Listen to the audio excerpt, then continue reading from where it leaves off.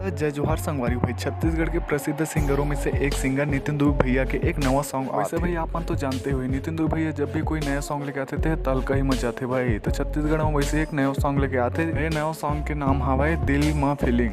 ये सॉन्ग में अपन स्वर दे हवाई नितिन दुबे भैया और ओकर संग में साथ दे हवाई शर्मिला विश्वास।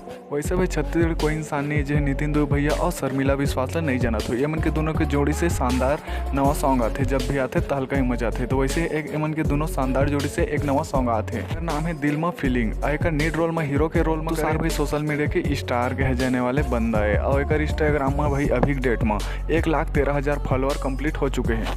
दिल मा फीलिंग ए सॉन्ग के हीरोइन के रूप में देखे मिली आप मतलब पूजा साहू जेकर भाई अभी डेट में इंस्टाग्राम में 1,94,000 इंस्टाग्राम में फॉलोअर कंप्लीट हो चुके हैं। जो भाई अभी डेट में सोशल मीडिया के स्टार कहे जाने वाले क्वीन है। तो संगवारी उम्मीद करते हैं इन्फॉर्मेशन वीडियो अच्छा लगी सही तो कमेंट सेक्शन में बता कि ये सॉन्ग के अपन कतक इंतजार करा था। और ये चैनल अभी तक तुम सब्सक्राइब नहीं करत कहा संगवारी है जल्दी जाओ और चैनल सब्सक्राइब करो ताकि जब भी हमें कोई नया वीडियो लगाओ सब लोग पहले आप देखे के मौका मिला है।